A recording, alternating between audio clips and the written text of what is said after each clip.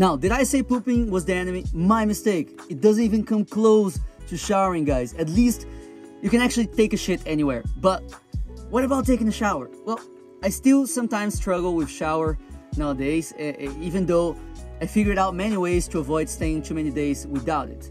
And yes, you heard me right. Okay, too many days. Here's the reality of things. Sometimes you just find no option for showering. And so you gotta be okay with staying a day or two without one. Unless, of course, you have option 7, okay? So, I'll go through all the options for shower now, and I'll give you some tips on each one of them. So let's go. Number 1, hot shower. Normal showers like we have in our houses with running hot water are honestly a freaking holy grail. We always stay longer where there's a hot shower, like when we stayed in this park in Switzerland for a few days, just because we found free public hot shower there. Now this is far from common though, and you shouldn't find them in a park. It's pretty rare. Now the best place to go for that are actually hostels and camping facilities. Some camping places are just like a parking lot, but with a little house where there's a bathroom inside. If you don't want to pay to stay, you can always try and sneak in during the night if there's no one guarding the place. You can also try to walk in at any time of the day. Some camping places are so full of people that they won't even remember every single face that comes in. Also, you can always ask to take a shower, okay guys, if that's the most honorable option. Now it worked once for me in RT, but only once. I've tried the same with hotels and never got a yes. Some leisure centers also offer a swimming pool in the afternoon kind of thing for a very small price, and they usually have hot showers there. Number 2, cold showers. Now, this cold version of the first option is what you will find for free in specific places. First of all, if you have never taken a cold shower before, it probably seems like something you would never go for, right? And I get it, okay? But like many things, the worst part comes first. I'm not saying it's pleasurable, although sometimes it can definitely be. But after a minute, your body just adapts to the temperature and you're not really cold anymore in the parts where the water is flowing through. It's weird, but it's true, okay? Also, it does get easier to take cold showers after you had a few, and even easier when you do it constantly.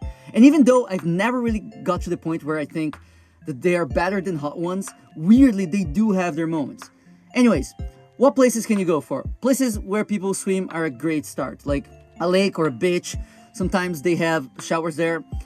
A warning though, it seems that properly showering with soap and shampoo are not allowed in some places, so have that in mind. I know that's never stopped me. Volunteering opportunities will always give you a place to shower. Sometimes you can even have hot water if you're lucky. Now nothing beats a pump-induced shower, so appreciate the moments that you have them.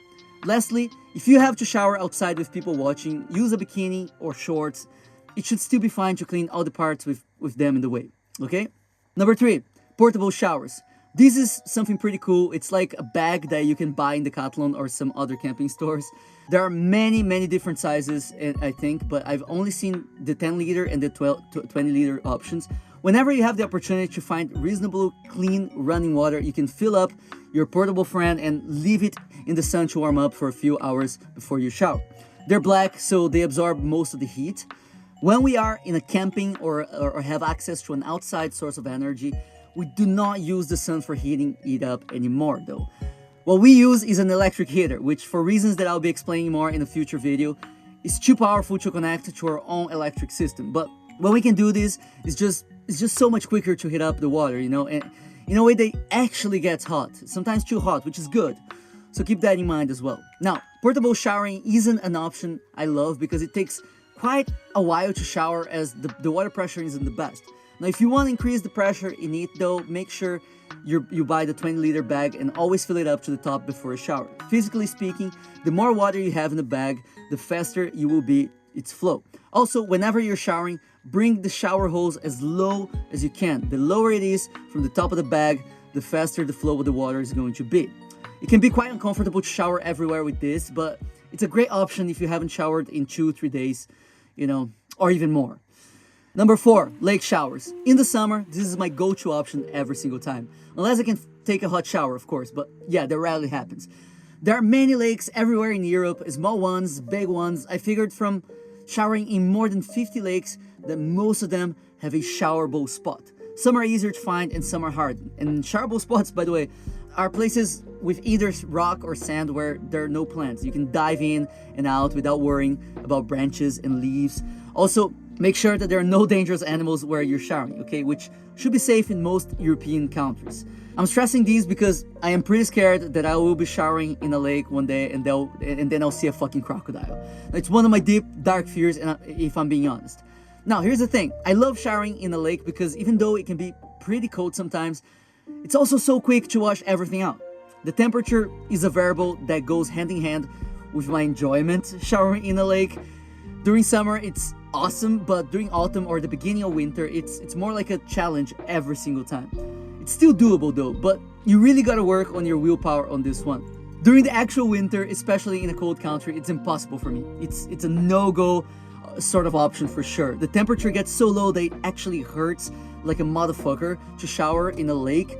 But I mean, it's still a better option in my opinion when compared to a normal cold shower, as it's so much quicker. Now, something else that I wanted to tackle is avoid rivers if you can, as running water can be much colder than still water.